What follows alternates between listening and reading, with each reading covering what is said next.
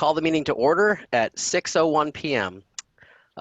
Ms. Villalobos, will you please lead the flag salute?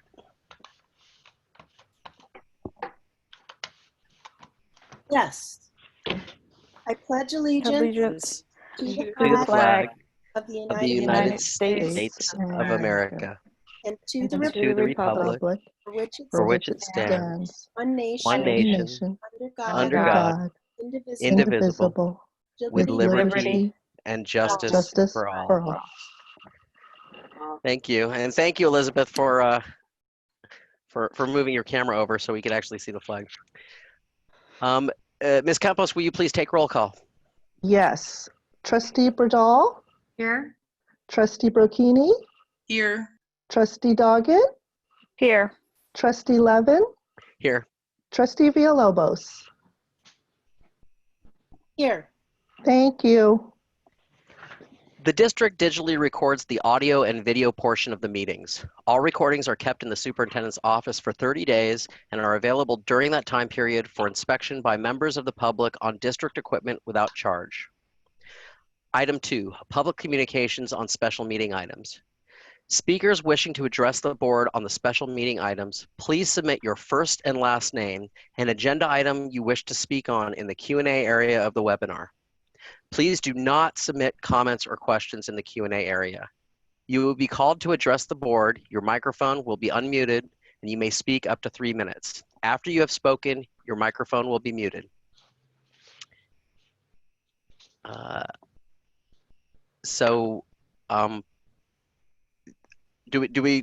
assume that we're going to call on people now?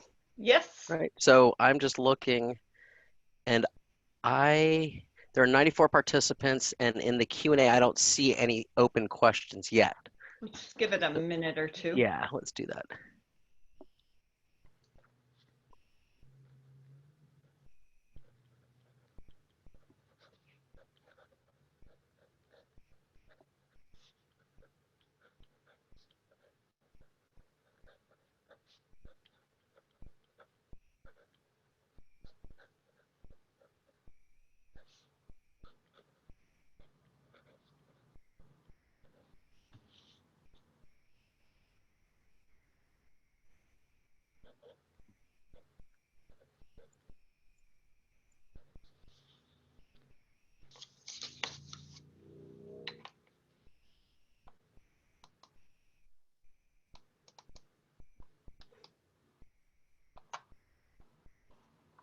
So I want to make sure everybody in the public, you have a chance to put your name in the Q&A right now.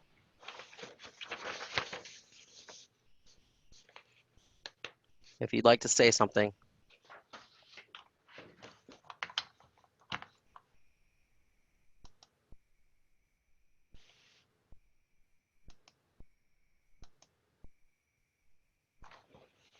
I'm gonna give it just another minute here.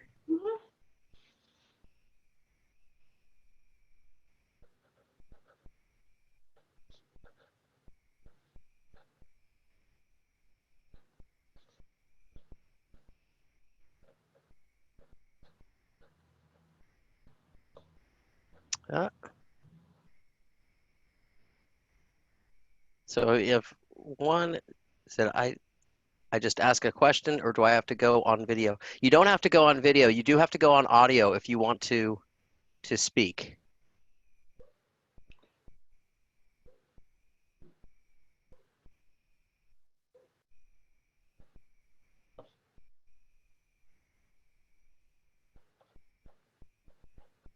So if this person wants to speak, could you just type in yes or no if you want to make a public comment?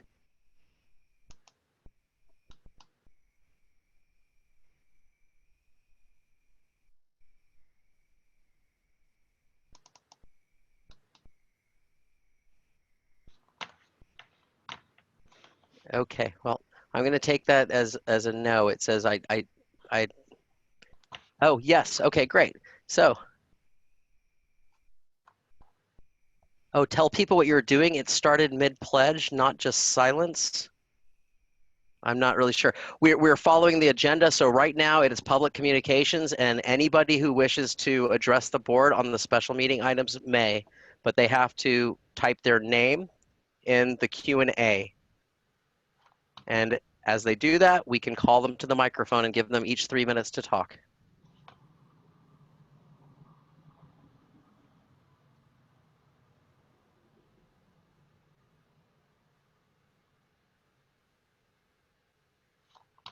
Okay, well, so here we go. So I'm going to go with Rebecca first because she was the first one to respond. The moderator wants to let Will know that he is host and he has to actually unmute. I cannot do it. Okay. Will, can you please unmute Rebecca? All right, I got to figure out how to do this. I haven't done this before. Answer live. Did I click answer live? I guess so. Will, you go under attendees? Oh, go under attendees. Oh, okay. Participants, you mean? Yes, attendees. And then you pull down and you see Rebecca. There's 2 Rebeccas there. One has 2 C's. Go to the one underneath it. That's a KAH. See that in participants? In their alphabetical order? Yes, I have access to allow to talk also. that would be great, Suzanne. Okay. Thank you. Could you do it, Suzanne? Thank Yes. you. Mhm. Here I go. We'll get it. Okay, here we go, Rebecca. Hi guys. I am kind of curious if you guys are truly going to be following the Jefferson Union High School District. I have 4 kids now going in between 2 different districts. I see that you guys, per your Dr. Olson, your email yesterday, cohort A and B versus Monday and Thursday and Tuesday and Friday. Are you guys going to try with Jefferson Union High School District to have those children go on the same days, considering that's my babysitter if I do have to go into work? And if so, it wasn't, I don't believe that the hours were truly set. Do we have any kind of clue yet? And also, with the return to school plan, are we planning on prepping parents prior to the start of school? And what is that going to look like in your eyes? And if so, when are you guys going to be hopefully holding a webinar so we can go ahead and attend to understand what's going on? Thank you. All right, thank you very much. Next, we have Jane Nicholson.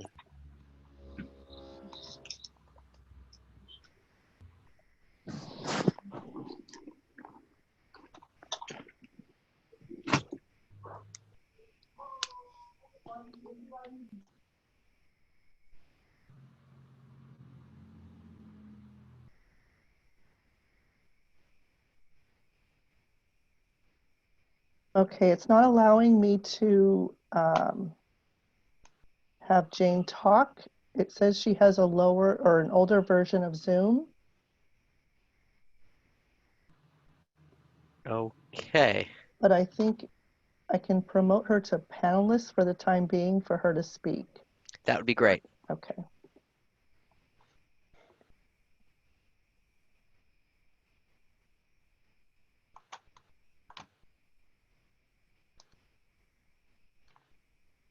Jane, are you there? So Jane, I think you just have to unmute and then we will all be able to hear you. Should be in the bottom left-hand corner of your screen, I believe.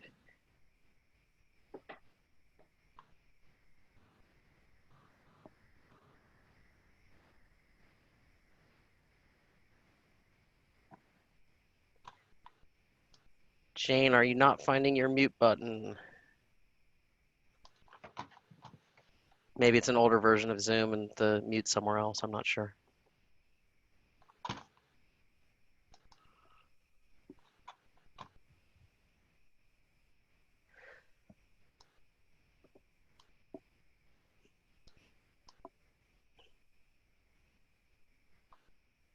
So Jane, perhaps if you can type in your comment, maybe we can move along, and then we can definitely come back and read your comment to the public if that helps. Does that sound like a plan, fellow colleagues? That works. Okay. Sorry about the technology, Jane.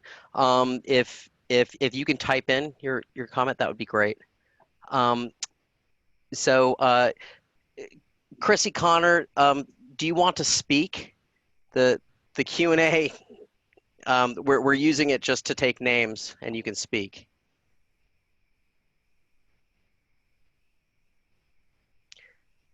Oh, and Jane Nicholson said, I have a Chromebook and it doesn't always work.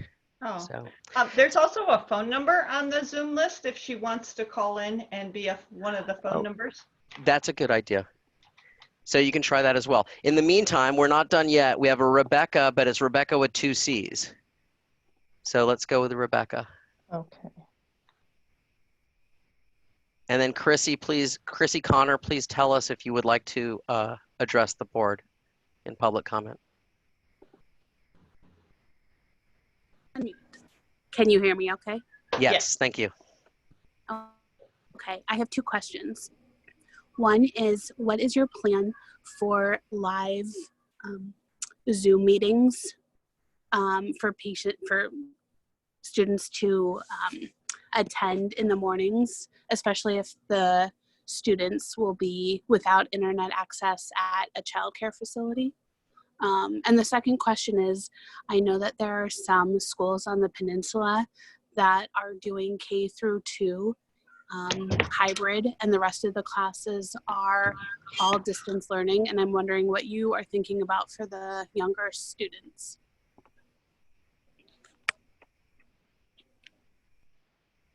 Thank you.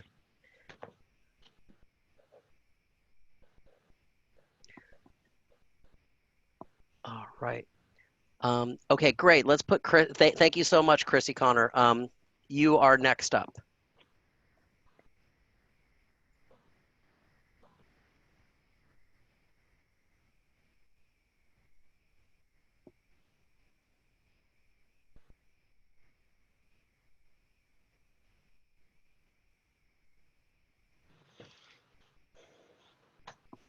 Okay, Chrissy should be up.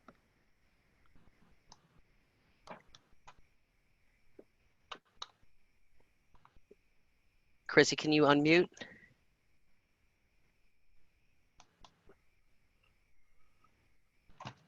Sorry about that. No worries, no worries. Thanks so much.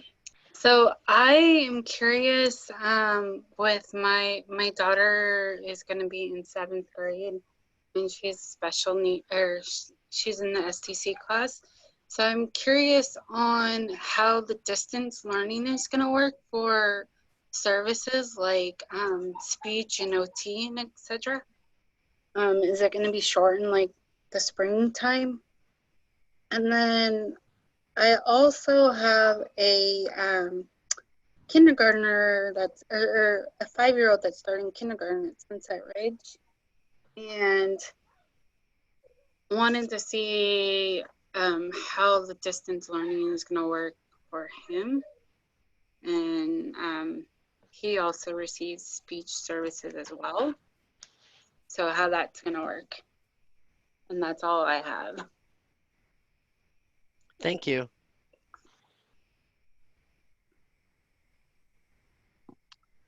I think the next we have is Jen Bridge.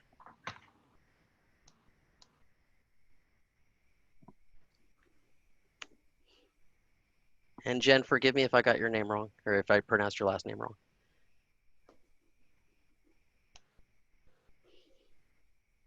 Can you all hear me now? Yes. Okay, great. Thanks for letting us make comments. And is asking questions also okay? I'm assuming, yeah. I had written you guys a letter, you know, expressing some concern about the sort of attendance piece of distance learning and required Zoom meetings that are live for students. And for me, and talking to a lot of parents about what a challenge that's going to be to, if both parents are working and the child is really young, such as my 5-year-old needing help to be in a live Zoom. And even my 10-year-old, you know, also needs a lot of help completing the assignments or bandwidth issues. And I guess I'm just wondering, it seems like there's a real focus on this interaction with teachers that's live. And I'm wondering if it's a state mandated thing that like there has to be this live interaction. And as I stated in my letter to you guys, you know, I teach at the community college level, and I was trained to sort of try to make it as asynchronous as possible to allow flexibility. And I know it's a totally different population, but I'm just wondering if there's room for sort of redefining what attendance means in distance learning, or being flexible about that, to help families, you know, just get through this really challenging period. So thanks so much for listening. Thank you very much for your public comment. So we have Jane Nicholson. She has her iPad now. So Jane, you're coming back to us.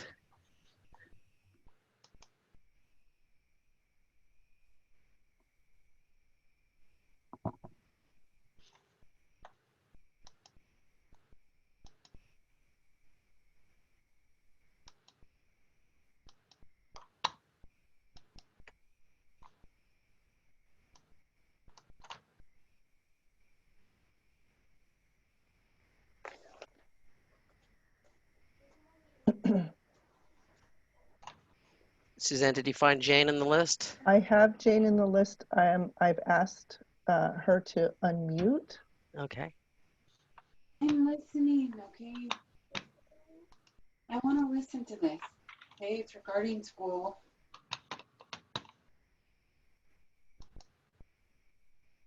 Jane, can you hear us?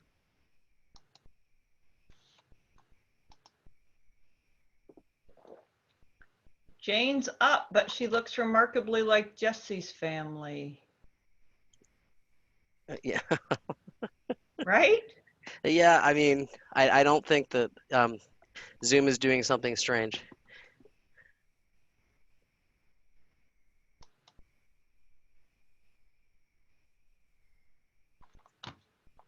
I'm going to try and change her role to attendee again and see if that will do anything. Okay.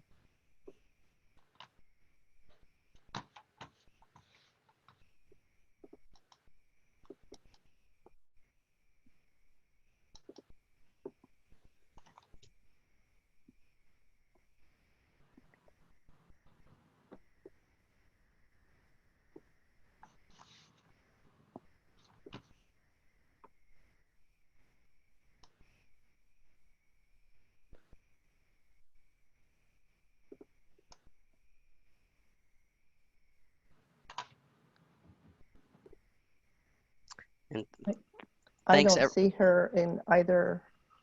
Oh, she's either not. now. She dropped off. Okay. So Jane, if Jane comes back to us, hopefully she'll write a comment in. We do have this gave Ryan Paul an opportunity to weigh in. So Ryan Paul, you're next.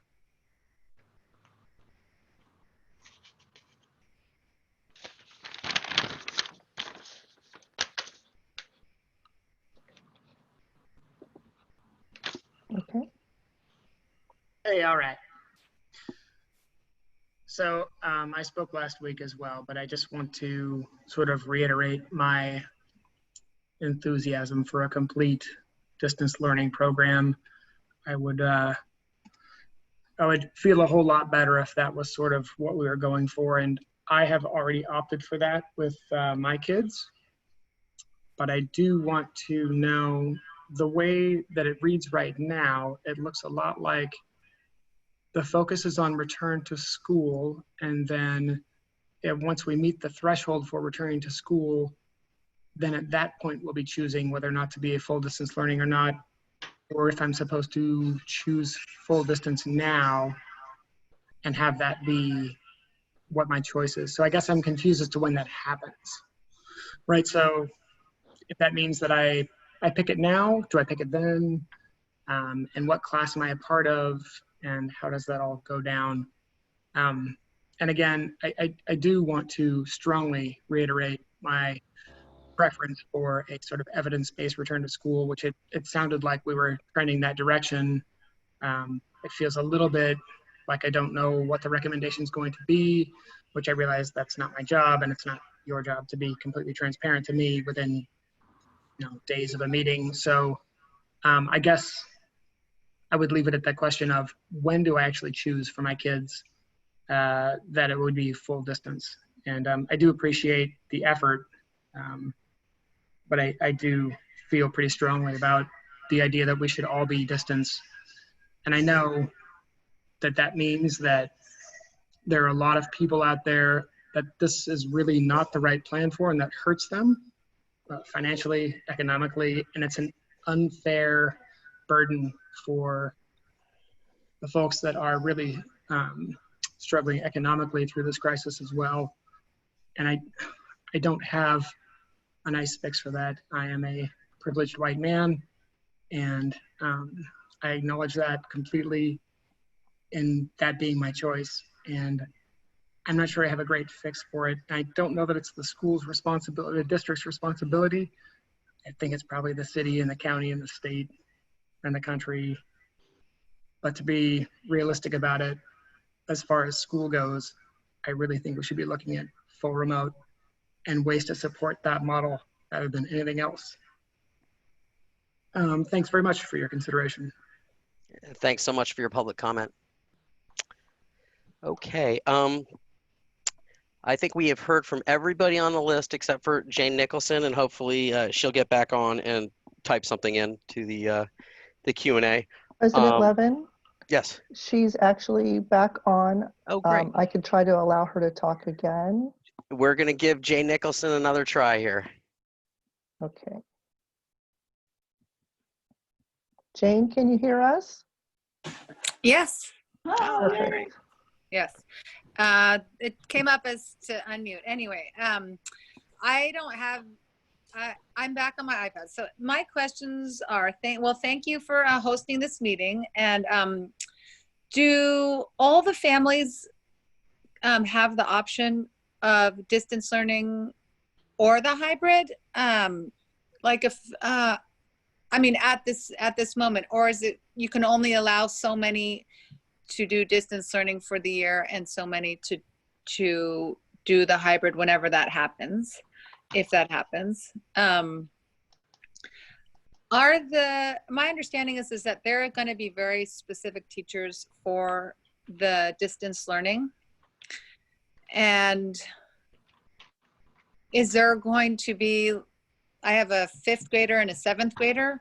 So would there be a distance learning for all the 5th graders throughout the district, or just for your school? And some of the questions have already been asked, like, would that be Zoom meetings every day?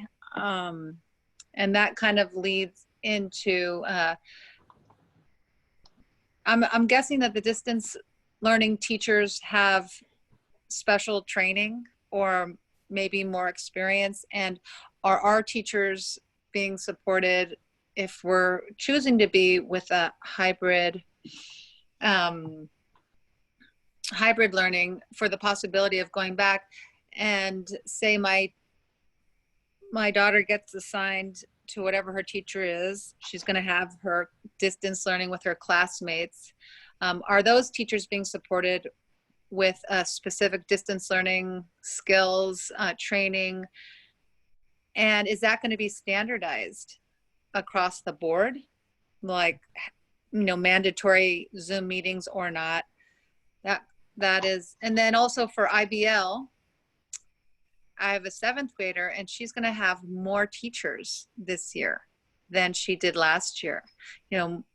More rotation of classes. And I'm wondering again, does that mean she's going to have to be logging on to 4 or 5 different Zoom meetings a day? And is that being standardized? And those are all my questions. Thank you. Thank you very much. I'm glad we can accommodate you. Yeah, Yeah, no, it's good. It's good. You made it in. Okay. I did. I was just calling on the landline when you guys got me in, so thank you. Okay, great. Great. Thank you so much. So I don't see anybody else in here, so I think we're going to move on now. Actually, President Oh, Levin, I'm there are sorry. a couple of people. Yeah, I'm sorry. So Dana Rothermel. Mm-hmm. So I just and Heather Burns. So let's go with Dana first.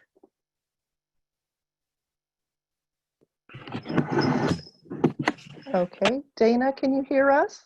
Hi, I can hear you. Can you hear me? Yes. Yes. Great, thank you. Thanks for taking my question. I have a question for the families who choose the continuum model. And if we, with the time frame for reopening schools and we choose to not have our students attend at that time, what will there be a consequence? Will they be removed from the school? Will the school provide them with independent study, or will there be some flexibility for the families who the time frame it doesn't work for health issues or for whatever issues?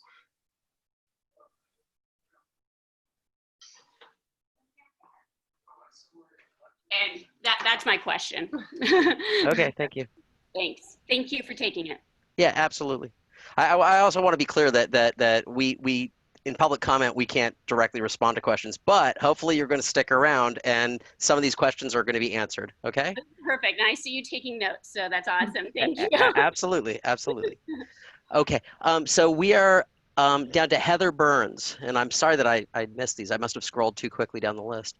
So Heather. Heather, can you hear us? I think I have unmuted, yes? Mm-hmm.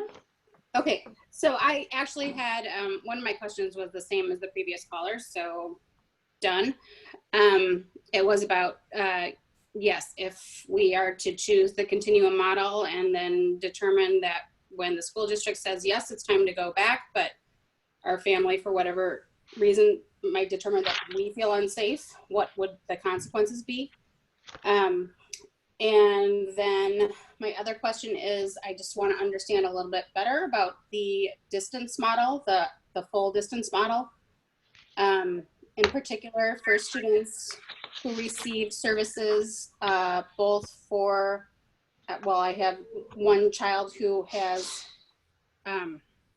who's in an SDC classroom and another who receives RSP services. So I need to know, are there going to be specialists in those areas that are going to be handling the distance learning? Or is it just going to be more gen ed teachers, or who really is in charge of the distance learning when it's 100% distance learning?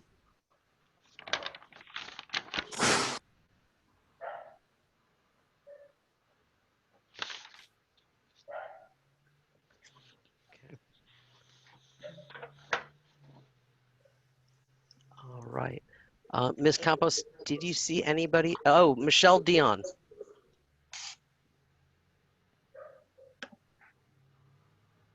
And I do not. Michelle Dion, and then Sharon is underneath. Mm-hmm.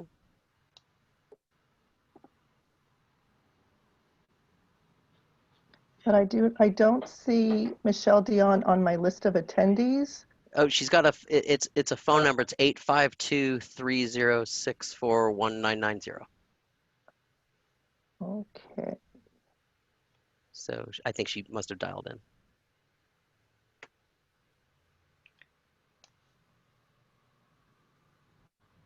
Eight 853-230, is that the one? 852-306. Okay. Right under Tamara. Oh. On top of Addison. Do you see that, Susan? Okay, I'm not seeing any I think phone they're in numbers different on orders. mine. Actually.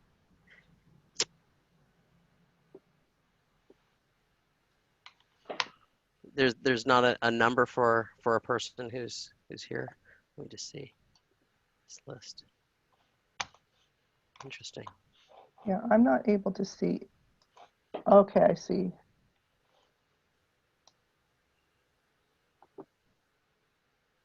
It's before the A's.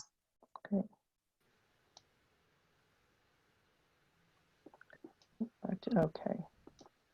Okay, there she is. Michelle, can you hear us?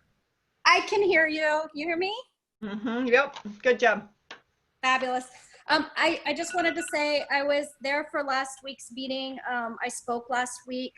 I do understand that this is a really tough decision. And again, I just want to reiterate, I am really hopeful after hearing each and every one of the board members. I stayed on for the full 3 hours last week and heard everything. And I was very happy with the comments that were made, because it seems like the board is in agreement with the plan that has been proposed by the Pacifica School District. And I just want to again stress that I'm very much asking that each and every one of you vote to support distant learning at the beginning, and then we move into the continuum when it becomes safe to do so. And that's all. I'm not even going to take 3 minutes. I just wanted to get that apart. And thank you guys for your comments last week. Thanks so much. So next is Sharon Pelleriti.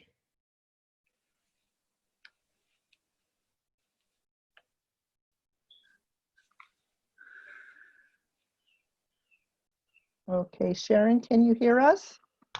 I can. Thank you. I just received the message to unmute. I actually just have a question regarding the distant learning, and just thank you guys for everything you've done so far, and wanted to know, will there be a set mandated kind of standards that parents and students can expect as far as thank you, and I how just many want times they should be meeting with these students, how long these they should be meeting per subject, and just, is it going to be laid out very clearly what the expectations are? Thank you. So Tamara Muccia, you can take the mic if you like. That's how you can make public comment.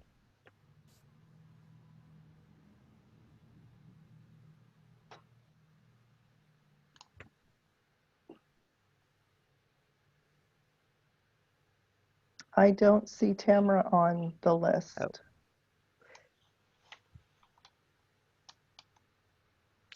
Well, let's go. I see her. She's right there, or she was there. Okay, I just got the Perfect. thing. Oh, perfect. So, yeah.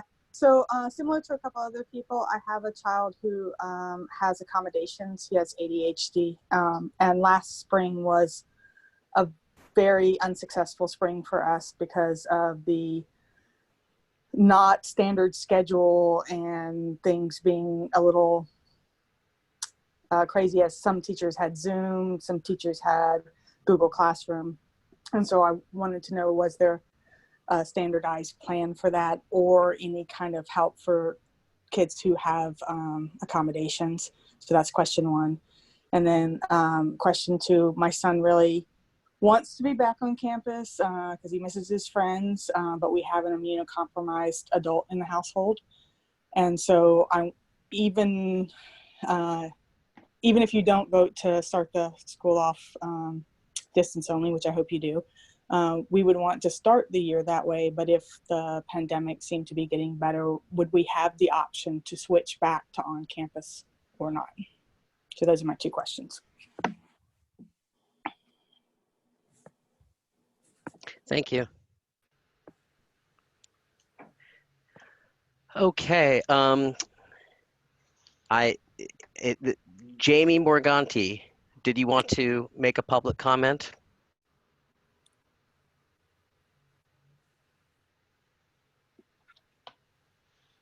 And I appreciate your concern for somebody's phone number. I'm not sure if it was their phone number, but it was posted publicly anyway. So I'm not even sure if it was a phone number. It might have just been, an ID number.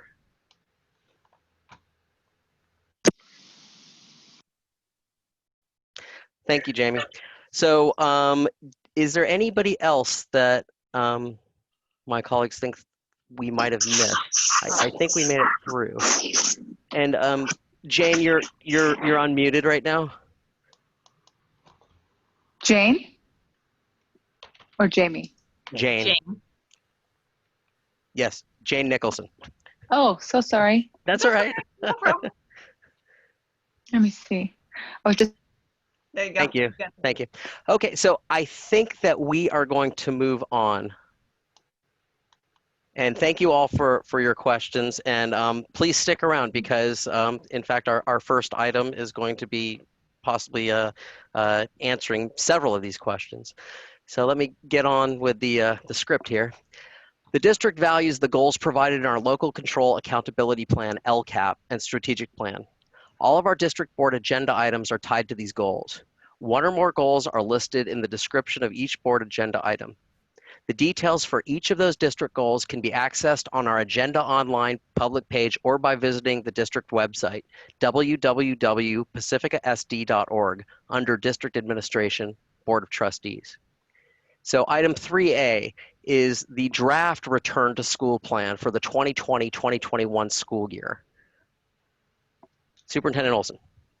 Sure. As Will cues up the presentation, he's going to be the primary presenter in today's presentation, but I just want to give the context of Will's going to start with the foundational laws that the state has come up with in terms of what's necessary. And I want to just describe what a very weird time this is in education, because we are typically run by a lot of laws, and what happens is that when those laws have been in place, you figure out a family-friendly way to make those things work. And just for example, some of the things that Will is going to share today came out on the 28th or the 30th of June. So a few weeks. And as you know, last week when we met here, we were considering whether to all start in distance learning. And it was a very big decision to do, with a lot of responsibility on our/your shoulders in terms of how this affects some families differently. The recognition that the distance learning instruction last year didn't always meet the needs of all of our students, that was done, that there was some unevenness to that. And after our presentation last week, one of the things that really came out that I think I wasn't aware of was families' need for flexibility. And so our challenge is that we have these rules and guidelines and laws in front of us, and yet we haven't had the time or the ability to figure out how to make those things family friendly. I do believe we'll be able to figure some of those things out. I'm going to talk about a few things that have mattered to families that I have talked to, but families who work are very much concerned about how they can support their child in a distance learning perspective. Some are talking about childcare that would be outside of a place where they would be able to access distance learning during the day. As we have talked to some of our childcare partners, Parks, Beaches, and Recreation, we'll be talking this week, we'll be connecting with TTT this week, and Boys and Girls Club. Access to a digital environment or wireless is very, very important, so kids can do that at this time. So we too don't know all of the answers to these questions that you ask, and many of them are related to the youngest kids or to the oldest kids. And so what I will say to you is that we are going to work really hard to figure this out in a way that works for all families. The challenge is that the state is saying we need to do better, and here's how we need to do better. And so it's more consistent in-person instruction, it's taking attendance, it's doing those other pieces to that. I think we will be able to figure that out. We just don't have the answers to that. Just to give you a context is in terms of, we will be offering both what we call the continuum model and the distance learning model, both starting in distance learning. As a school district, we are not required to offer the full year of distance learning except to those students that medically require it.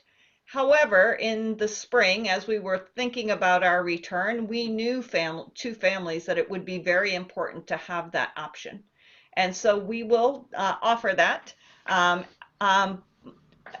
But we don't necessarily know how many students to expect. I think in June, we thought it would be about 300. I think as we return to school and some of the positive testing rates have gone up, I think that there is more concern in terms of families. And so that number may be slightly higher, 400, 500, 600. But just to give you a sense of how the program is developed is that in a school district, students are put in a class of 24 or 32. A little bit of wiggle room, not much wiggle room higher. There is a +1, but for the most part, 24 or 30. So when we think about the number of students that may be in distance learning, in an ideal world, if we look at fifth graders, we want between 30 and 32 fifth graders that would be in a group. So I don't think any one of our 5 schools that offers fifth grade would have, enough to have a whole grade level. And so it would be really hard, although we may be faced with this, is a distance learning combination class. But really we want students to be in a grade level group. And so that's where we're using the option of virtual to allow 30 fifth graders from across the district to meet together. Because they would be coming across the district, we recognize that there's going to be a fair amount of first day of school, first week of school, meeting your new friends. Perhaps these are kids that you may have played sports with, or you may know some of them. But that concept of being in a district class, I think is one thing that I want to be clear with families about, is that it would not be a class that's situated at any one school. However, we have figured out 2 things in developing this. One is that student would be able to remain in their school of origins enrollment. So if you are a student, a 5th grade student at Cabrillo, you could remain in the student information system as a student at Cabrillo. Your teacher would be the itinerant district teacher, okay? And so that's one of the reasons why we're looking for a district program. It would be taught most likely by a Pacifica school district teacher. And when we look at who those teachers will be, I believe that there will be great interest in those positions. As part of the process, as part of our collective bargaining agreement, we look at how those teachers are selected. We will be, from a district perspective, we may have teachers that will not be able to be in front of students in the classroom and may request an accommodation, which is teaching distance learning full year. That would be one thing. But there are also teachers that loved distance learning, or that they have thought it was a good match for them. But the selection process will become clearer as we move a little bit forward on the process. How many of those teachers are? It really depends on what the enrollment is. And our ability to be flexible in terms of getting into the distance learning program or getting into the hybrid program is, to a certain degree, going to depend on if there's an open spot after we have all of the students placed. Now, our commitment is that we will look at how, we hope by Thursday we will have a survey for families to select whether they want the hybrid option or the distance learning option. And we will work hard to support those choices that the family has made. And then we will staff from there. We'll staff the distance learning from there, but we may also have to look at the school sites and reconfigure the staffing from there as well, based on how many students choose distance learning. Just a couple of there are a few, so we will ask people to select that distance learning by August 1st. And the reason why we do that, even when we're starting in distance learning, is that we have to give teachers assignments. And so I think their instruction will be very much the same up to the point where they're in distance learning, but where it will change is when it comes time that we can return to school. The hybrid students will be on campus 2 days a week and virtual 3 days a week. So all families do have the option at this point. Who the service provider is a great question. There are just a few exceptions to this. a general education student that may receive RSP services would be in a similar situation in distance learning. And who would deliver those RSP services? We would figure out who that service provider would be, whether it would be a distance learning provider or it might be the school RSP that would provide those services. So that's a detail we're still working on. The special day class students, those classrooms tend to be a little bit smaller. And so I don't know that we would necessarily pick out, when you don't know the number of students that are selecting the distance learning option, it's hard to come up with a model for that. And based on the fact that we don't have as many special ed teachers as we do general education teachers, the students in special day class may have a different distance learning model, but we would make sure that it was a fully qualified educator that would provide those services. And so we will work closely with the parents of the special day classes to figure out what that model would be. And it's a little bit different depending on what the situation is in the classroom. That may be a place where there could be times where it would be appropriate for a small group interaction with one of the students zooming in or joining that group, which is a little harder to do in a general education setting on that end.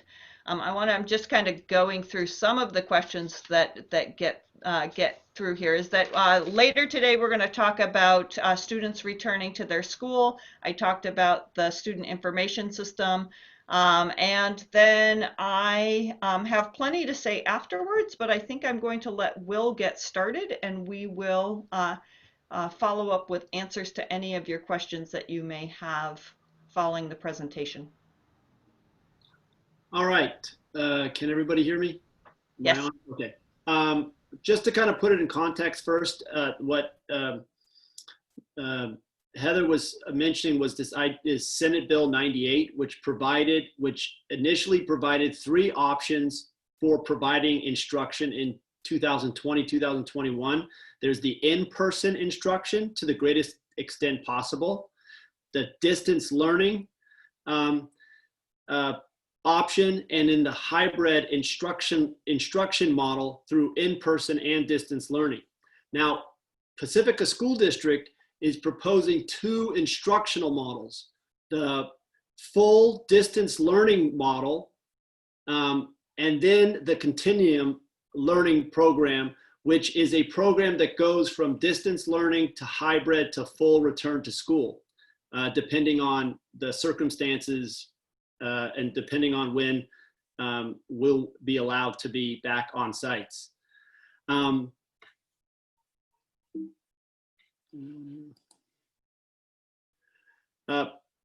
Our challenge is in providing is to provide a rigorous program with flexibility for schedules, childcare, technology, tools, and devices with connectivity.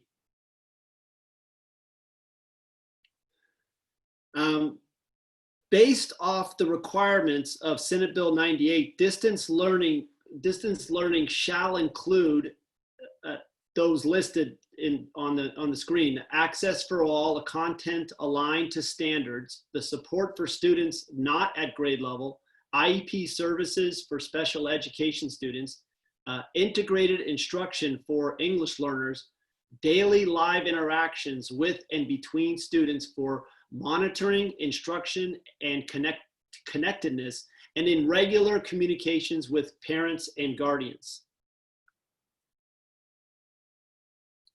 When using distance learning, there are requirements around student engagement, which include tracking students' daily participation in distance learning, including online activities, completion of assignments and assessments, contacts between teachers and students, and deeming absent any student who fails to participate daily with written procedures for students absent 3 school days in a week.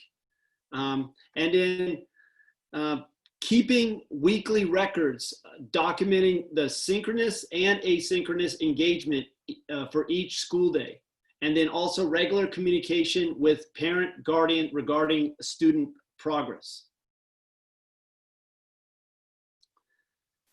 When distance learning, there are requirements around, oh no, sorry. There is still the requirement for 100 instructional days as in the in-person traditional program. The instructional minutes is reduced in an effort to offer teachers more flexibility during distance learning. 180 minutes in TK kindergarten, which is down from 200. 230 minutes in 1st through 3rd grade, which is down from 280, and 240 for 4th through 8th, which is down from 300 minutes. These are minimums and are inclusive of time value of assignments and live online interaction.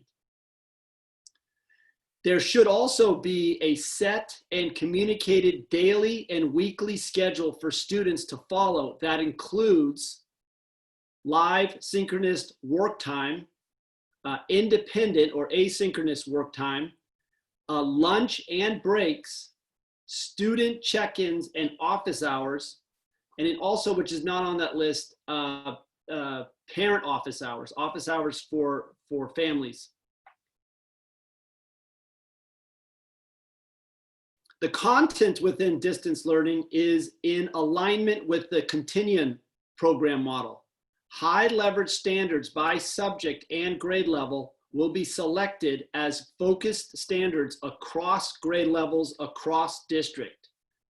The district adopted curriculum that will be used will be the primary resource for instruction, and they're listed there. Those are our primary adopted curriculums.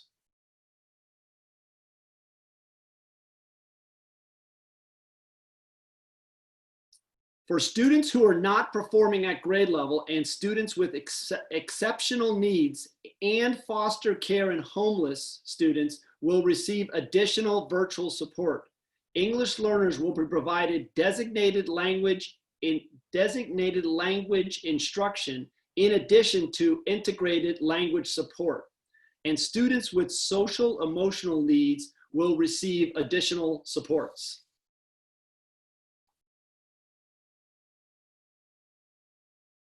As part of the requirement under Senate Bill 98, within distance learning, there will be engagement with families, including regular communication regarding progress, scheduled office hours, and access to trainings and resources to support at-home learning. Families that need support due to absences or who are not participating or are showing little or no progress will be reached out to identify their needs and to provide supports for their families.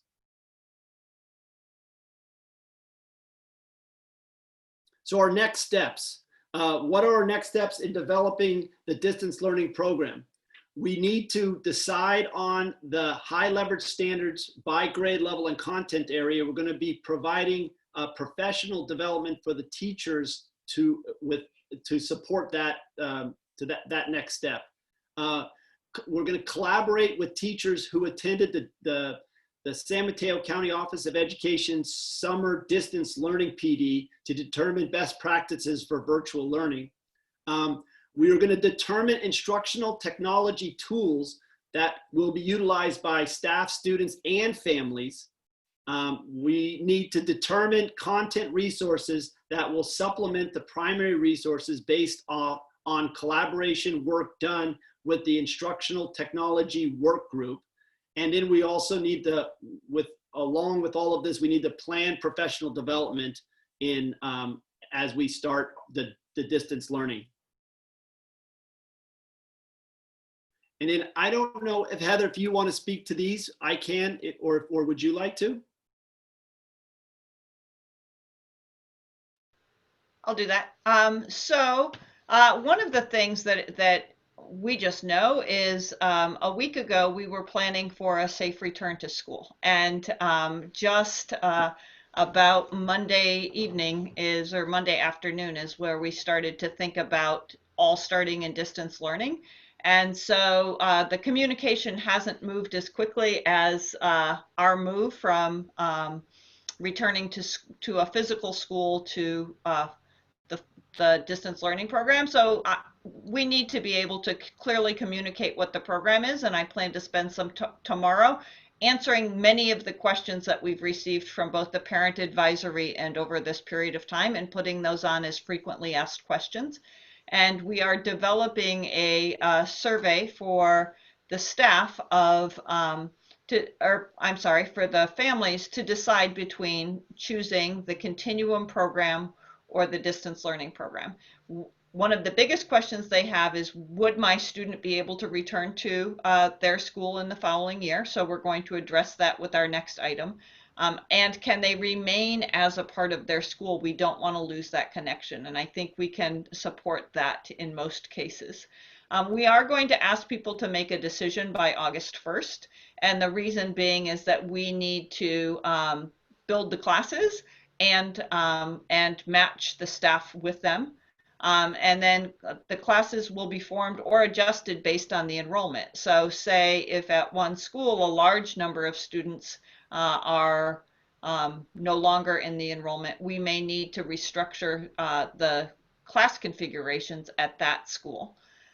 This, just like I said, and then staff assignments may need to be adjusted based on the need for accommodations or enrollment. So that I see as being one of the biggest tasks that we need to do. And as we get into the intra-district enrollment, we'll talk about some of the intricacies that go along with that. So to answer just some of the questions around what if my family's not ready, if we choose hybrid and they don't, my family's not ready, we will, if there is room in the distance learning program, your child could move to the distance learning program. I think that the challenge is how to provide a high quality program and be able to meet families' needs. So at no time is it going to be a cut and dry, there's no movement whatsoever. But when we do make staffing and enrollment assignments, they are generally for a year. And as a district, we don't have the capacity to go back and forth or change the enrollment on that end. I do think this is a very weird time, and we don't know what to expect in terms of the upcoming pieces. So, someone asked me if, you know, there's a vaccine and this is not at all on anybody's radar in March, would the district at all consider reshuffling? And I think we just have to see what's out there. We are reasonable people. I think what we have seen in terms of the way that our trustees are listening carefully to our families and to our staff and making adjustments as we need. I think we can do that. But we also are an organization that serves 3,000 students, and we have just under 140 teachers. And so the flexibility is not always completely that everyone could change their mind. But if there is a change in a family situation, we would certainly listen and be able to accommodate that. But there can't be necessarily a lot of in and out movements on that end. I think I will stop there, and Will and I are happy to take any questions that you may have. All right, thank you so much for the presentation. And I think that there were several questions that the public asked that were addressed there. So thanks for doing that. Before opening it up to my colleagues, I had one quick question for you. And I don't think that we've gotten there yet, but there's nothing in the presentation that talked about grading or evaluation, and so I have no illusions that, you know, we're going to have grading that's similar to what we've traditionally had when we had in-person learning. But I'm just wondering if there's any talk or thought about how kids are going to get evaluated under this DL system, and it's mostly for families to get really formative feedback on how their kids are doing. I think that's the most important thing. And I'm not sure if you know, California Department of Education has provided you, or the county for that matter, has provided you with any guidance yet. But I just wanted to hear a little bit about that because it didn't seem to be part of the presentation. Yeah, they I can speak to that. They part of the Senate Bill 98 clearly states that there needs to be communication to families about student progress, right? So that has to be a part of it. There is a, like was mentioned in the presentation, there is a group of teachers that went to the summer distance learning professional development. One section of that was around assessment, you know, and the three types of assessment, as they put the assessment for assessment, as assessments, and of assessments. There's three kind of different types. There's the diagnostic, and then there's the formative as you move through it, and then there's the determination of how, you know, gradings will occur and that type of thing. So that's a work in progress in trying to build that. The challenge there is that we want to be sure that we are consistent across grade level, right? And specifically for distance learning across the district, not just at the different schools. So in creating an assessment plan, it has to be a lot different than what traditionally has been out there.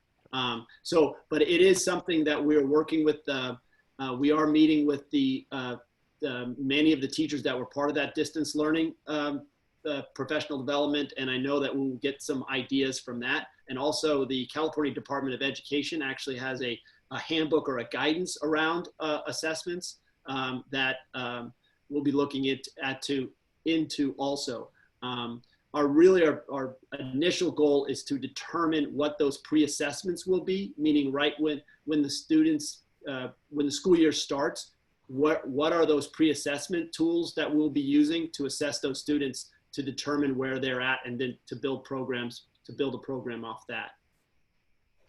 Okay, thank you very much for your response. I want to ask my fellow trustees if they have questions about the draft plan for return to school. I think I'm just going to ask this question to reiterate, because I think this came up a lot.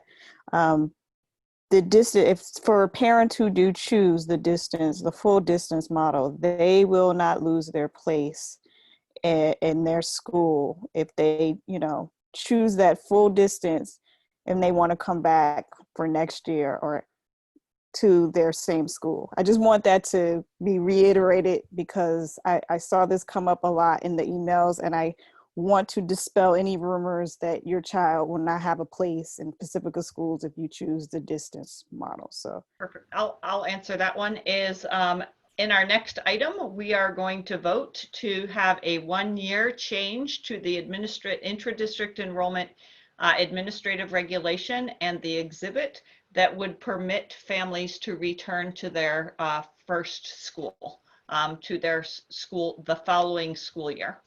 So yes, very clearly, if that's what we approve in the next item. And freeze waiting lists. Yes, and that is the other piece, is that we would not call students off the waiting list during that whole year.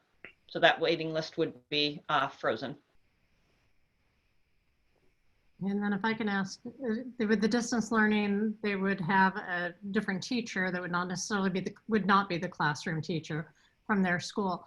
But is there a way that they could be involved with the PTO, or the PTO could reach out to those students, trying to keep them still involved with the school community, even though they would have a distance learning teacher? Because it seemed like being part of the school community, and even though it's virtual activities, just maintaining the connections and everything is very important to all the families. Yep. I think that's, we just received confirmation today that we would be able to, through our student information system, have the student remain at that school in terms of the enrollment, but they would be assigned to an itinerant district teacher. And so for all purposes, they should receive the same messages that all students in that school would receive.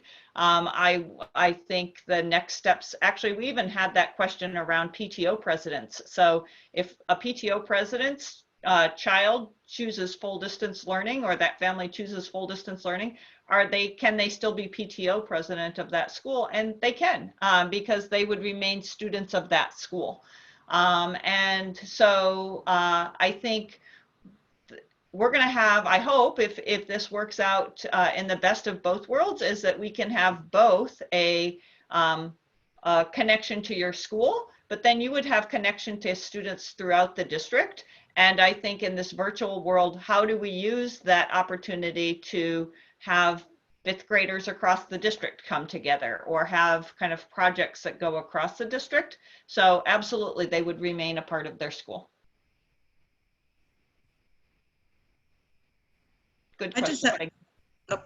I had just a question about attendance. I know there's still more work to be done about that, but are there any clear guidelines from the state? And then you also mentioned a written notice with 3 absences. So do we know any more detail around that? Yeah, what was within the Senate Bill 98, it's very clear in that there needs to be tracking and documentation monitoring participation during distance learning. And it's, again, like I pointed out in the presentation, but I want to kind of make that clear. It's not that the participation has to be 100% live. It is also the value of the work time that the students would be doing. So if they're completing assignments and they're completing those assignments independently, and it's outside of those live interaction times, then that is inclusive of being participating in the distance learning. So as far as the absences, what's written in there is that if a student misses 60% of a week, which is 3 days, right? If they miss 60% of a week, it should trigger a procedure that the teacher or the staff will reach out to those families and determine why that student didn't participate for those 3 days. It also feeds into the idea that within distance learning, you can become chronically absent if you continue to be not participating. So it would go on your chronic absenteeism, like the chronic absenteeism rate. It can be calculated within distance learning. So that was where that 3 days piece came in, is within a week. If they miss 3 days, then it has to trigger a procedure that there has to be some action taken to try to mitigate that issue of that student not participating. And the chronic absentee threshold will still be 10%? Yeah, I believe it will be. I'm not, I mean, until they change it, I guess. Yeah. Okay, sure. Okay. Thank you. Other questions from my fellow trustees? I have a couple questions. I'm going to try to be as clear as possible. My question has to do with the distance learning plan and the flexibility for the parents. For instance, if I'm a full-time worker somewhere and I work from 8 to 5 and I'm supposed to be helping my child during those working hours, what are we going to do to help that parent who's coming home and who needs to check in with their child and the distance learning assignments? So I've been doing a lot of webinars. And so one of the questions I need answered is it illegal or is it legal to record the live Zoom meetings for parents to watch it later? So when I come home, I'm not sure how that would work, but I could go to the Zoom calendar and press on it and watch, the presentation or the class with my student. So I wanted to know the legalities around that and if that's something that needs to be worked out. The other thing, so the first thing is flexibility. The other thing has to do with flexibility, but that's around our special ed kids. And so I've been receiving letters again, and I completely understand this point of view that some of our special day class children or special ed children who are already established in their class or their cohorts, they know their teachers, they know their classmates, they're familiar with it. And you know, I've just seen those special day classes when I was volunteering in the school. And I do think that is something that is critical for them, that they're familiar, because they are possibly not completely understanding what is happening here. So we need to make sure that things are as familiar as possible, even through this, you know, seeing a familiar face, seeing, oh, there's my friend Joseph. There's my general ed friend, you know, Tammy. And so I really think we need, and I haven't seen it yet, and I understand we're in really difficult times, is a plan for our special ed kids. And the other one is, we see in the presentation that there's going to be possibly in live help for those vulnerable kids, homeless, foster youth, the ones that are falling behind. And so I want to know if those are going to be with the regular teachers, or will it be with somebody else? And will they physically go to the district office, or will they physically go to their old school? Or are we just going to designate one area and one school for those children who need to come for the in-life help? That's my other question. The other ones I kind of want to follow up with. The one big thing, and I know we're still working on this, that I don't see is the transition time. So we're starting off with distance learning. You know, how long are we going to do that for? Are we going to do that for 4 weeks, 8 weeks, until Thanksgiving? And then what is the procedure that's going to happen when we have to reevaluate, and who is going to be part of that team that is going to reevaluate if we go on to the next stage? And so I just want us to be prepared as possible, instead of rushing things along. And so I'd really like to see some kind of dates on when we're going to, you know, talk about if we're not going to move into a different stage, and who would be part of that. And this is, I know that I keep saying this is a big one, but this is very important, is I would like to know the PPE situation. I'm going to give you my personal experience. In March, when we were told that we're going to have to shelter and stay in place, luckily my mother, because of the fires last year, had some masks that we could borrow. And I just saw things that were going in the wrong direction. And so I went on Amazon and I ordered gloves, masks, hand sanitizers, and it took literally 3 months for those things to come to me finally. And so I would like to know, how many of the PPEs do we have available right now, and the disinfectants, or are we in the process of ordering those right now? Because if we don't have the disinfectants and the PPEs, it's not going to be safe to move into the next stages. So going back to the dates of our, you know, stages that we'd be moving, we need to know these things. Let me just look at my notes. I don't want to miss anything.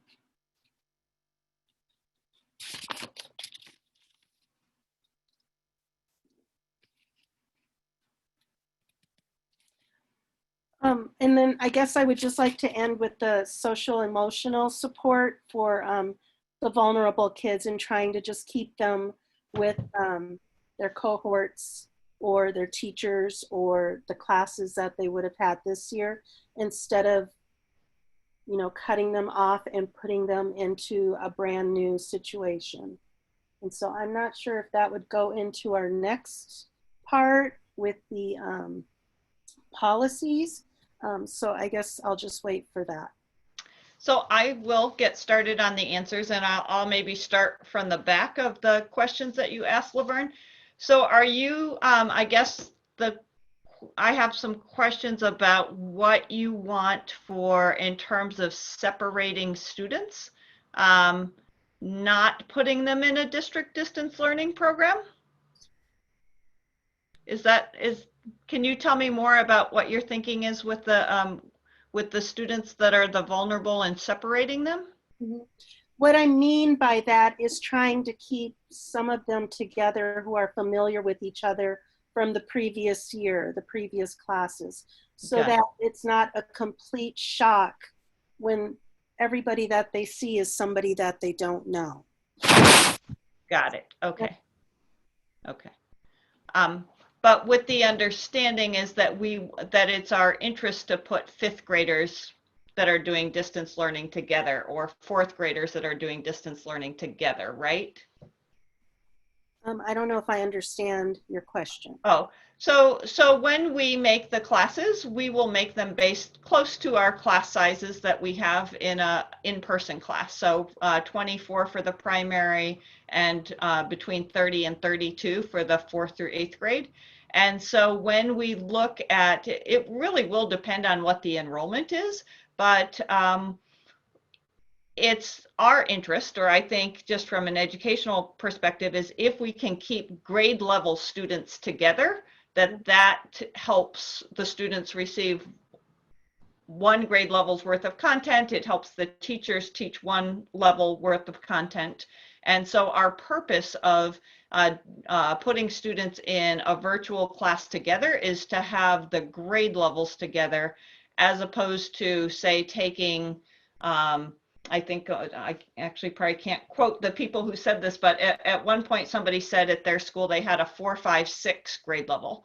And it was at that school, but it was 3 grade levels. And so I guess I'm just, I hear the interest in keeping students together. I don't think that we're going to have enough students at a particular school and a particular grade level to make a distance learning program that would be just that group. So I'm talking mostly about the special ed. Okay. Not the whole general ed. Got it. Okay. So my concern is for the special ed and the vulnerable kids, the ones, particularly the special day classes, the ones who might have a hard time understanding what is going on with the new school that we have for them, and just keeping them familiar with a teacher or a classmate or their aide, you know, something that's familiar for them, so that we're not starting from scratch. So I hope that's clear. Yeah, nope, that is absolutely, and that was actually what you said as number 2 question as well, is, and we haven't figured that one out yet because we don't know how many students that are in special day class that will select that, but we do know that there are some. That may be a situation where the special day class teacher also provides the distance learning for the student, right? Typically the numbers of adults that are in that room would be able to help with the technology, that would be able to connect with the student virtually, that might bring them over for a small group. That could be the best answer to that one. We were talking to Julie hosted a special ed parent coffee the other day, and we kind of said, we don't know exactly what it's going to look like, but we know that we don't have a lot of extra special education teachers. And we do recognize that kids that are in special day class often are in the same class for 2 or 3 years with the same teacher, with the same groups of kids. Every once in a while, a child will move on, but it's very much a familiar group. And as much to the degree that we can support that and support it with technology, that seems like that would make the most sense on that one. So going back to other questions is the flexibility. That flexibility part is the hardest part. And like I said, I was unaware of how important that was to how many people that is. The question is the legality of recording Zoom meetings. So we wouldn't be able to record students. The teacher could record the lesson. The requirement to record the lesson, I'm not quite certain about the legality of that one, but we do know that the synchronous and the asynchronous is going to be important. I'm hearing from a lot of parents, you know, how much live time will my teacher, so it's across the spectrum that we're hearing from people is asynchronous and synchronous and how to meet that need. I don't know the answer for how we'll do that, but I do feel for parents that have that challenge of, I'm not going to be there during the day. I can't help my child sign on. That seems like that's going to be an impossible one. Toward the other challenge of that is that we really want to develop and be able to sustain a high quality instructional program. And so we will work to figure that out. We will work to accommodate families. They will have to be on a couple times. It might not have to be on at a certain time, but they will have to check in with the teacher on that. So I don't know what the answer is with the flexibility. And then we have all those state regulations. So if we were asking Will to answer this question, he would answer it very much like, here's what the law says. And somehow we've got to find that space between there without breaking the law and not meeting those requirements. Now, I do have something to add there. Yes, I would state the idea behind the Senate Bill 98 is this idea of having a set schedule. So it's different from what we were having in the spring, where schedules were set, but they were based, you know, teacher set, that type of deal. Trying to have a set schedule that the student could follow. That's what the wording in the Senate bill is.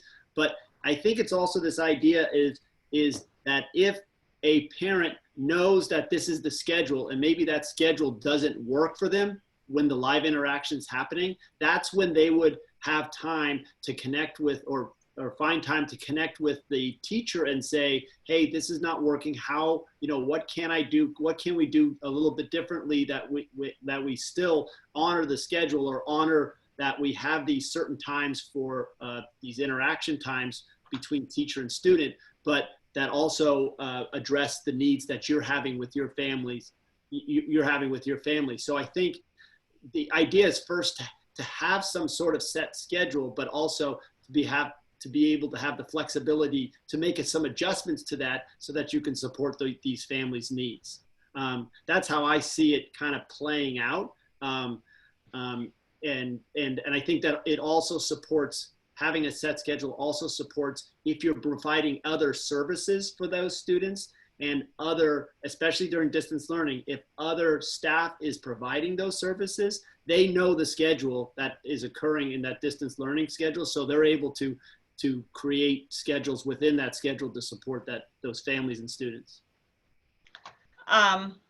What was I going to say?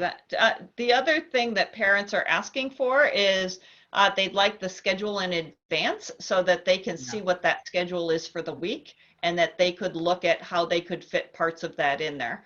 Parents are not saying, I'm not going to help my child, or even I can't help my child. It is causing great stress to them, and you know, their concern about being able to do their job or get to work is really right there on the forefront. They just, you know, they need more help in terms of having that information in front of them so that they can figure out where to do that. Where in the past it used to be like you'd log in for the morning and find out what the schedule is. I think we're going to try to help a structure where the information will be out in advance so families can help make that decision in terms of the flexibility. So that really is going to be one of the most challenging things, is to think about the requirements and supporting families with the flexibility. And then to answer your question about how long will we be in distance learning, is we're in very much a different place than we were even a week ago. I can't say this per se, but it's very likely that San Mateo will join the counties in the Bay Area that are on the monitoring list, or what they sometimes call as the watch list.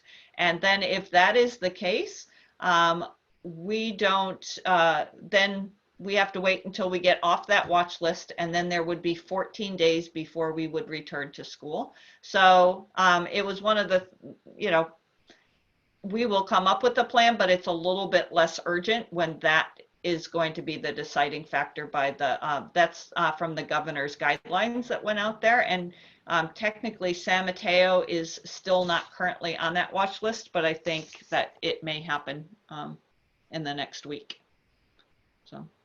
I think just if, I'm not sure if we're on the same question, but my real question was about if we start with distance learning, are we just leaving that open-ended, or are we putting a date?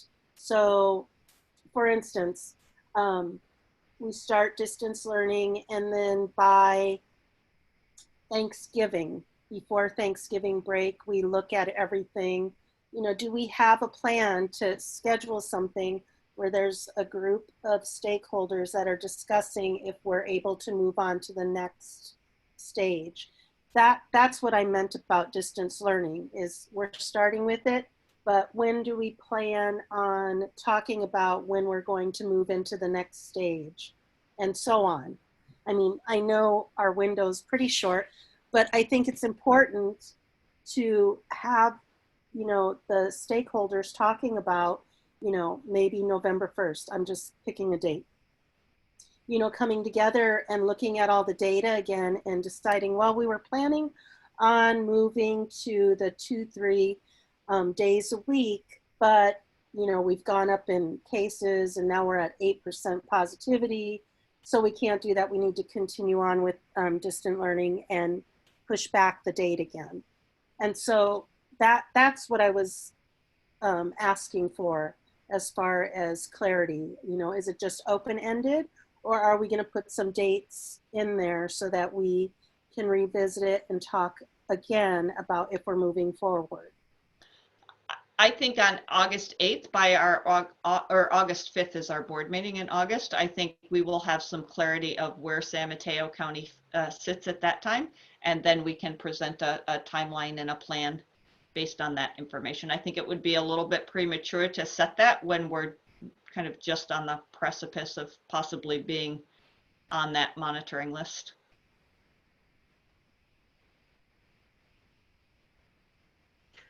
So I had a quick question for you, Superintendent Olson. You said that you think that a lot of teachers are going to opt for taking the distance learning slots. You're going to have no lack of supply there. And I was just wondering, we know that I believe approximately a quarter of our teachers partook in the county summer distance learning professional development.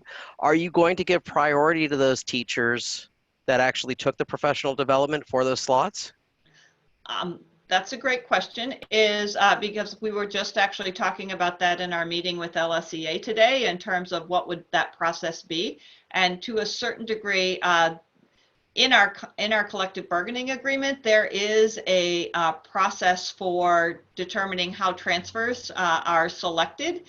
In this particular one, we will likely be asking for it's called district need, but for our employees that are not able to return because of a medical need, not able to be in front of children, that would be one of the priorities. So, and I don't know how many teachers that is at this point, but yes, you know, facility with distance learning is going to be an important piece, but we'll be talking with our LSEA partners in negotiations next week around that.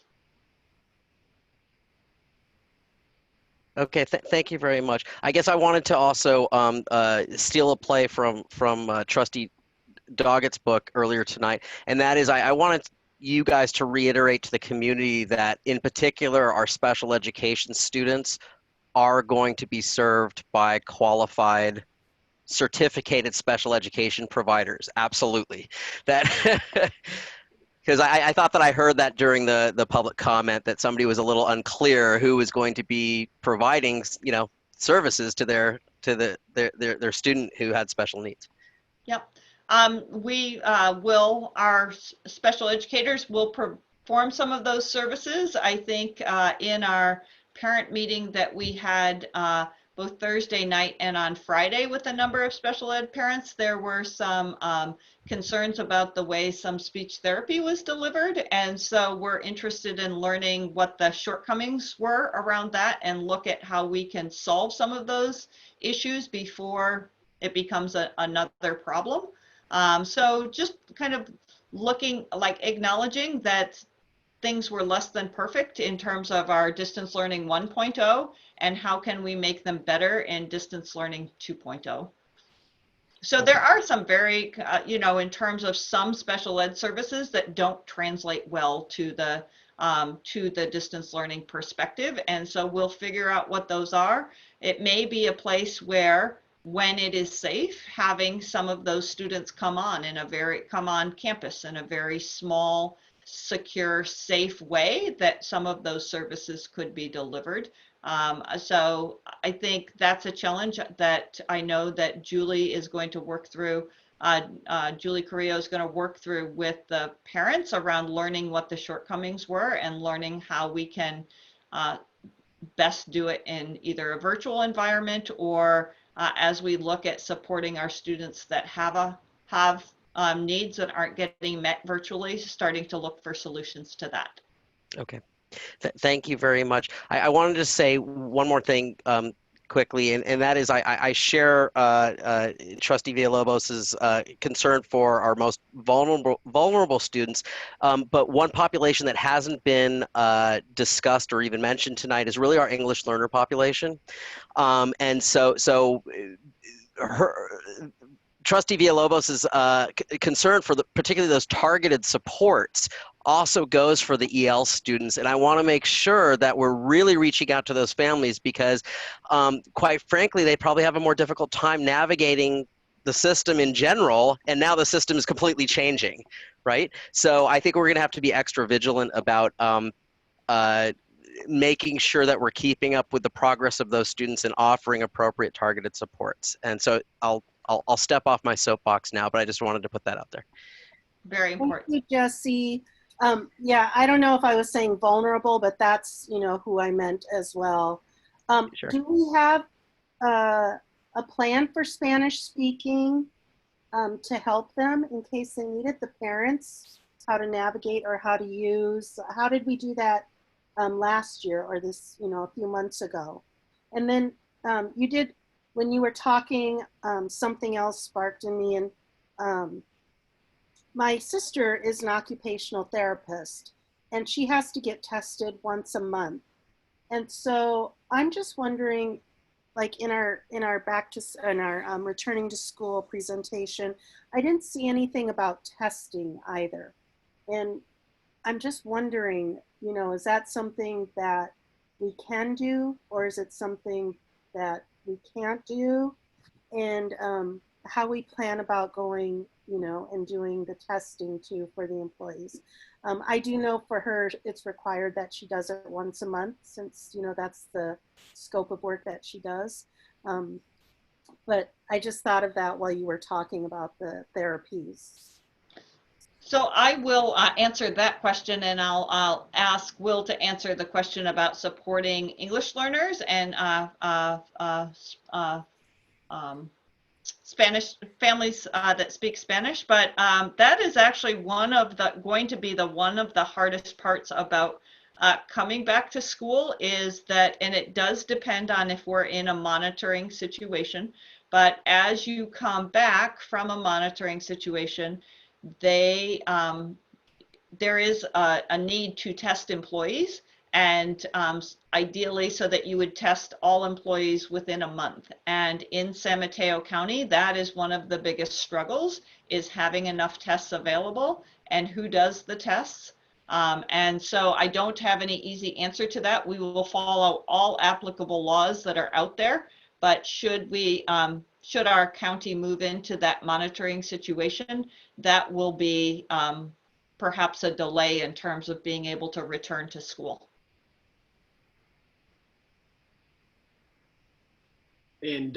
as far with regards to the English learners and the English learner families, within the presentation, it did get mentioned. It might have been a little bit, I might have gone through it a little too quickly there, but the expectation is that we are providing both designated English language development, meaning like explicit language development for these students, and then also integrated, which means supports during their academic areas, right?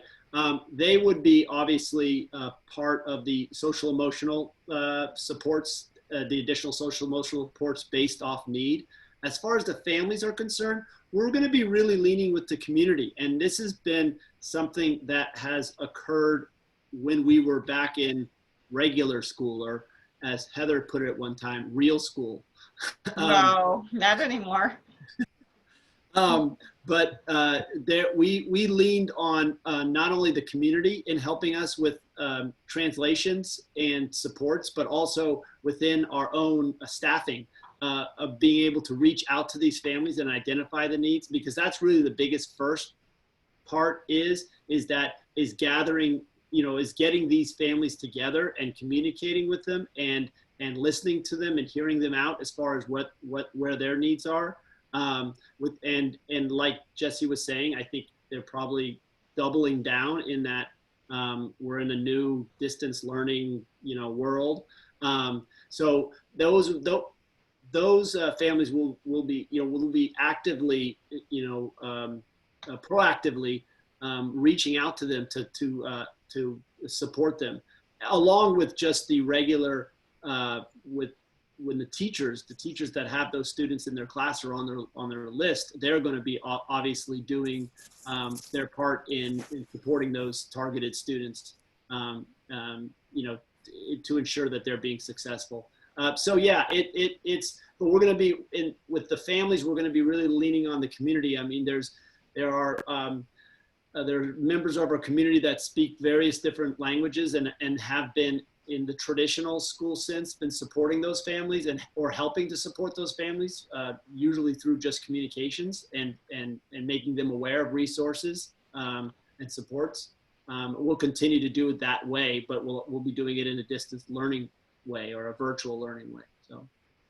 And then one more response to one of your questions was that we did put in a mass order of PPE equipment before this, just in anticipation of returning to school. And we did that through San Mateo County Office of Education, because they felt like if they put in a mass order, they would have, I think we have 6,000 disposable masks. We have some hand sanitizer. We have disinfectant. We ordered the thermometers, the no-touch thermometers. So I don't know that it's enough from now until the end of time, but we felt like 6,000 disposable masks was a good amount to get started, so that it wouldn't be providing a fresh mask for every employee and student every day, but having enough that if someone didn't have a mask, that we could provide them. And then it was my understanding that the Office of Ed, the County Office of Ed, would be getting those supplies from the state. So it's not every school district battling each other to place orders on eBay or something like that. I mean, it's going to be coming down from the top, is my understanding. Yeah, there is some coming down from the top. It's coming in parts. Yeah. Let's face it, we wouldn't want to get in a bidding war with Portola Valley or Woodside. Right. We'd lose. Also, the requirement that we're the hope with the reopening would be face coverings and not necessarily N95, and battling the healthcare workers for the N95 masks. It would be more of a standard face covering, I assume.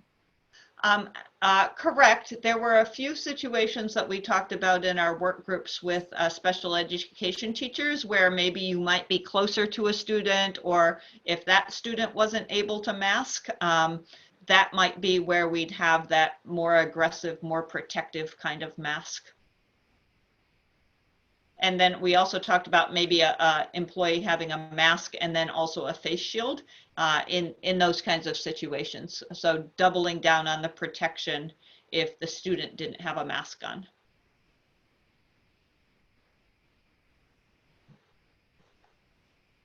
Any other questions?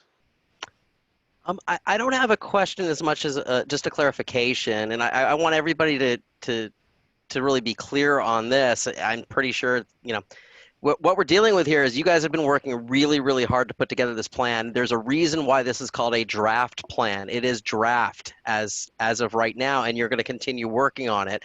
And I believe if we're going to take a vote, if we have motions to do so, then we are going to be voting on this draft plan. However, there's going to be obviously lots of further development, and questions that have not been answered tonight will eventually have to be answered. And I assume, I guess this is my question, that we will be voting on another version of this plan sometime in the near future. I think what we're asking you tonight is to suggest that all of our students would start in distance learning. That's really the biggest decision that needs to be made. Sure. And I think with the understanding that between what we presented to you last time, which was very much the hybrid plan, and this, the more kind of the structures of the rules around the distance learning plan, we would ask you to approve that. Pieces that still need to get filled in is when and how do we start to talk about returning to school? What does that look like?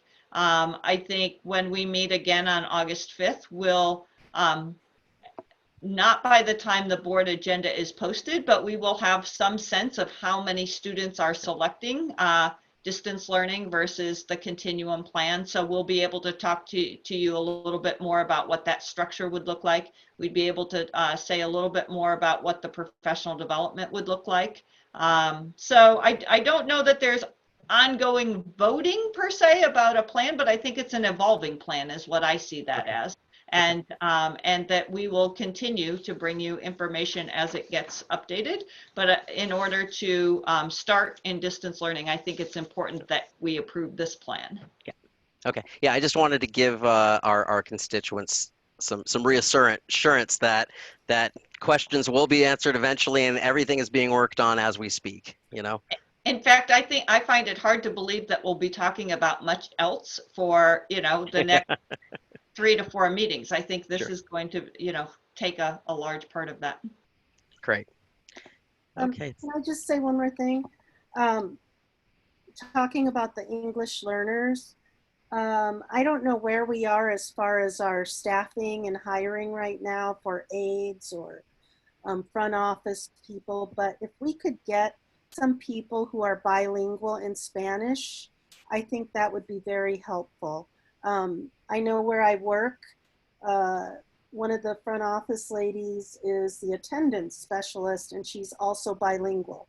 So she can communicate with a whole lot of parents, and not just trying to find somebody who might be able to contact that parent. So I think that would be something that would be beneficial to all of the English learner families, is if we had staff who are actually bilingual. And the PPEs, you said you ordered 6,000 of them. We have 3,000 kids, and so that is coming to 2 masks per child. It's not even covering the teachers. So are there plans to order more?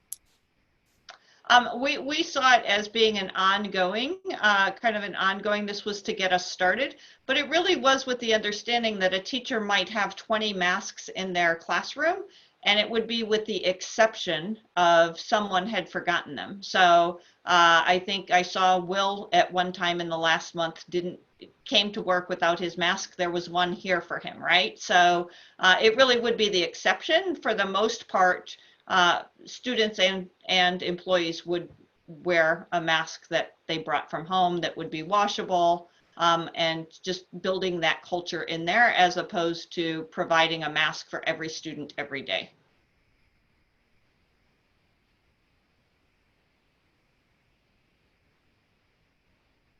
So are there more questions or comments on the presentation? I just have one more comment. I mentioned it before, I think, to Heather. But it'd be nice if in the schedule there was a scheduled recess. So the kids could just dial in for 30 minutes and just be goofy for 30 minutes. So it wasn't always work. I think that would go to their social emotional health, and give them a break in the day, but still, you know, making connections with their classmates. So if we could just try to fit that in, and maybe the paraprofessionals can run those meetings so a teacher doesn't have to necessarily run it. And so anyway, that's my thought on that. Yeah, Linda, they had that as a suggestion, or one of the suggestions within that. Again, this Senate Bill 98 is, they call them movement breaks or recesses, and so that when you're setting your schedule, you schedule a movement time, or they call them movement, but it was like recess, and then also lunch breaks that they're scheduled within there. And this is not breaks from live interactions. This is inclusive of all, you know, like they may be in the middle of asynchronous work, and they get a break. They have a scheduled break during that time. So, all right, great.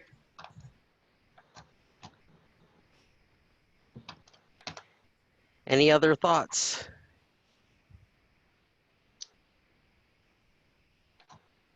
Okay, with that,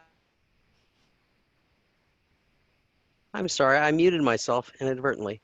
With that, I'm going to get back to the script, and do I have a motion to approve the draft return to school plan for the 2020-2021 school year?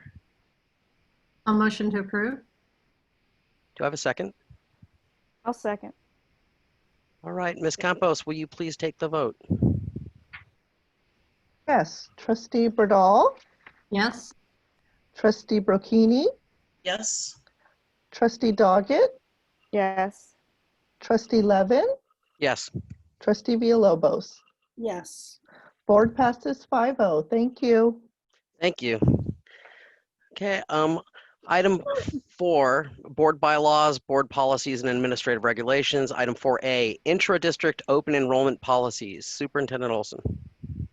Okay, this was one of the things that we need to say loud and clear, and I will say it as we offer parents the chance between distance learning and the continuum learning, is that parents can make a choice knowing that the following year they can go back to their school site. Just in the 8 hours that I have spent looking at this and working with our county council, our enrollment structure is very complex, but it's very clearly spelled out. And so what we're asking for today is not a change to all of our policy, but just a 1-year change. And that's just a change for the 2020-2021 school year. And in response to the COVID-19 pandemic, district students who choose to participate in full year distance learning or would be new enrollees in the homeschool program for the 2020-2021 school year will be permitted to return to their school placement at the end of the 2020-2021 school year. And that also includes includes kindergarten students. So students that have a placement that was assigned through the lottery in their kindergarten class. It doesn't apply to transitional kindergarten because transitional kindergarten, at the end of transitional kindergarten, you enter into the kindergarten lottery. And so then just as Dr. Levin had pointed out, is that the flip side to that means that after those, after the classes have been made for distance learning, is that there would be a freeze on the wait list, and the placements from the wait list will not occur in 2020-2021 after all of the students have been placed, and that the students on that wait list would remain there until the following school year. So they would stay in this in the following school year. So it's a complex thing. There were just a few other changes where instead any complaints regarding the lottery process would be taken to instead of the executive director and that former title, it would be the director of special ed and pupil services. So And then the exhibit is really just detailed on the exact process of how it all happens, and that's much more detailed. I ask you if you have any questions on the change of these policies, the administrative regulations, and the exhibit for the intra-district enrollment. Heather, I was just wondering if you could put a copy of it on display. Sure. Will, can you pull that up for us? Here, pull this second one is.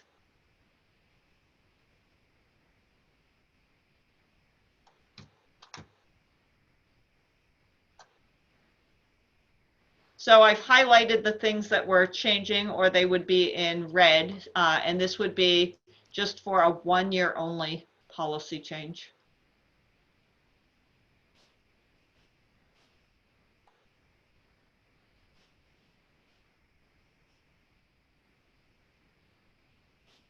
We're just dealing with this particular slide, right? The AR 5116.1. Yes. Okay. And Heather, this would be for students that are in our distance learning program and not ones that maybe choose one outside of our district. Right? That's actually a great question.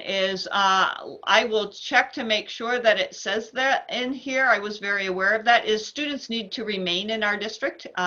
If they do homeschooling, it would be through our home study program, as opposed to an independent homeschooling program. And if they leave our district, that they would enroll the following year based on the enrollment process. There would be no, there would not be a return to their school campus.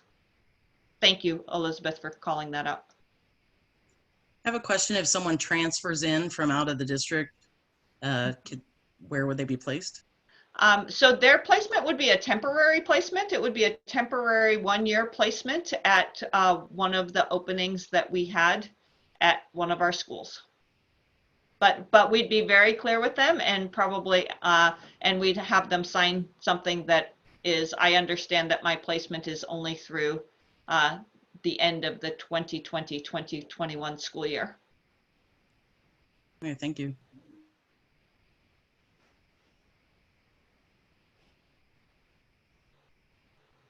So the administrative regulations, I think if you got through those, Will, could you pull out the exhibit? That one's a little bit more complex because it talks about each piece of that. Now this one, Heather, I did have a question on the very last sentence on page 17, or the second to last sentence. Second to last sentence is the program involves an hour conference every 2 weeks. 4 hours of class time are offered on site every 2 weeks, and individual tutoring is offered weekly. So I think we could, if you were agreeable, what we could do is maybe put in parens. Some of that may happen virtually. Does that seem like that would be a, thank you for that catch. Yep, no problem.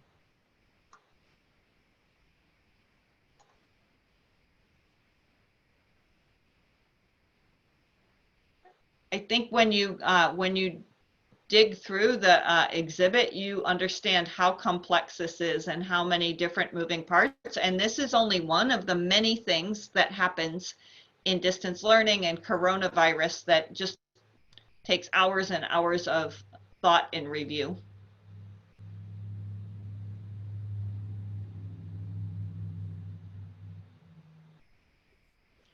Superintendent Olson, I just had a very, very kind of nitpicky question on the AR.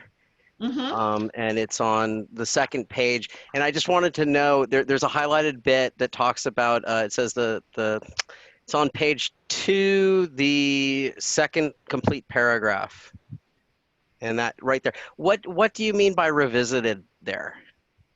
Right? I didn't really get it. You know, you have a frozen wait list and then you're revising. I mean, you're bringing back the wait list to apply, but are you really revisiting it? And I'm sorry, I said it was a nitpicky question. It really is. Right. The wait list will be frozen and revisited in well, one of the things that we do when and maybe this is more detail than you need, or maybe not enough, I don't know, but is that we inform parents of their placement of that. And so, but maybe there's a different word in there. Well, it could very well change if somebody has dropped off the wait list and they've moved away or something like that. So I get it. I was just wondering, so if there are changes to the wait list, and then there was one other question that I had, which was how do you define student exchange? So that's in the second paragraph of the whole on page 1. And so it says school year after all student exchanges have been made. So I believe that after August 1st, when we learn how many students are leaving, not leaving, how many students will be doing distance learning, right? And have a really true sense of what our enrollment will be at that point. I think if there's a true opening, I think we would want to make sure that we place that student in that place if there was an opening, like a student had left our district. Okay. And so after the distance learning classes have been made and we fill the spots as much as they are open, that's kind of where we were trying to say is like, after that point, we won't be pulling off the wait list from that end is, you know, and then from, as Trustee Burkini had asked, is that when somebody comes into our district from that point, their placements would be temporary because we need to hold a spot in case the student comes back to that spot. Sure. One other piece of information that I have not necessarily shared is that 5th grade students at Ortega and Sunset Ridge are promised a spot at IBL, and that too will hold in this as well. So, Jesse, do you have a suggestion for how that might be described? I don't. Believe it or not, it's my 4th year, and I'm still getting used to all the intricacies of these documents. It's not quite legalese, but it's you know, it verges at times. So you know, defining terms. I can think about it how to do that, because obviously we don't want to expand upon this, and there's no way you're going to be able to define every single term in one of these things. No, but, I mean, I just want to give a shout out to Nicole Ortega, who knows these as well. She's the person in our district that's responsible for carrying them out, and she knows them very, very well. And she helped us a little bit with some of the language. How do you have student friendly language and not have it sound like a baseball player trade, right? That's kind of the challenge with all of that. And fortunately, she knows the rules very, very well. But we're always looking at how to make it clearer or how to be more specific. Or so if you had some ideas for that, we would be open to that. Okay, we're voting on this tonight, though, right? So yes, absolutely. We'd love to hear any kind of questions that you have. We will make the change to the exhibit in the very last paragraph where it says, and we'll put in parens, some of this may be virtual, because this is a 1-year only policy. You can go on some great virtual field trips these days, by the way. And then if there is a new phrase for student exchanges, we would be open to hearing that. But we would ask you to approve this so that we could say very loudly to the parents who are asking about being able to retain their spot. Sure. I think that would be the piece that would be really important. And in the home study program as well, students that are new enrollees, as there is space in the home study program, would be permitted to have their space back at their school.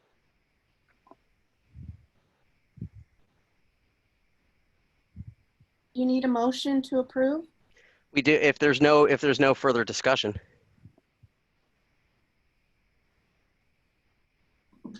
All right, Laverne, would you like to motion? I'll motion to approve AR 5116.1, interdistrict open enrollment, and E 5116.1, intradistrict open enrollment. And do I have a second? I'll second the motion. Thank you. Ms. Campos, will you please take the vote? Yes. Trustee Bradall. Yes. Trustee Brocchini. Yes. Trustee Doggett. Yes. Trustee Levin. Yes. Trustee Villalobos. Yes. Board passes 5-0. Thank you. Thank you very much. So with that in mind, we are at 8 o'clock and I'm going to adjourn this meeting. Great. Thank you very much for having the extra meeting. I felt like it was really important for our public to be able to join us on their questions. And so thank you. Thank you so much and keep up the hard work. Jesse. Yes. Can I just make another call out? I called this out the last meeting. I went back and I watched the Jefferson Union High School District meetings where they have the what is it called? AFTA, I think, AFT, president of the teachers, and she has an update that she does at every meeting. And so I'm just asking if this is something that the board and administration and community would be interested in hearing, because just speaking for myself as just a person living in the pandemic, I think the job that we're doing is unprecedented and very important. And many times I find myself asking, I wonder how the teachers are feeling about this, because we're not, I know all of us are not teachers. We're not there. Administration is working in the office, but you know, I'm not sure about the, you know, the legalities of having them do that. But if other districts are doing it, I think that that might be something that is at least worth trying during the pandemic. And also, you know, we have a lot of special education questions. Also having Julie Carrillo also part of our discussion again, because a lot of questions that are coming up on social media have to do with, well, just going back to school and the plan, but special education and the vulnerable population. So I was just wondering if that's something we could have, is just have an invite for Julie, and then the president of LSEA and possibly the president of CSEA, or finding out how we can do that just through this pandemic. So I think that, first of all, I'm not sure if we're rolling still or not. Yes, we are. We are? Okay, good. I just wanted to make sure. I want to make sure we're allowed to discuss this right now. That it's not agendized. Great question. Because we're there's no further topics. I mean, so Can we add it as a future agenda item, maybe? That sounds like a good idea. Yeah. And I'm sorry, Laverne, I'm totally interested in talking about this, but I also want to cover ourselves. Oh, I completely understand. It wasn't on the agenda. And I noticed there's no future agenda items on it. That's the thing. But could you do me a favor so we don't drop it? Could you write an email to Superintendent Olson so it will definitely be brought up again? Absolutely. Okay. I'm writing it down so that it'll be on the meeting when we meet on the 5th. Okay, great. And thanks for bringing it up. Thank you. Yeah. Okay, so until the 5th? Until the 5th. Are we officially adjourned? We are, well, I'm going to adjourn us again. So we are adjourned at 8:04 p.m. Thank you, Jesse. Yeah, thank you very much. Thank you very much for your time tonight. Bye-bye. Good night, everybody. Good night, everyone.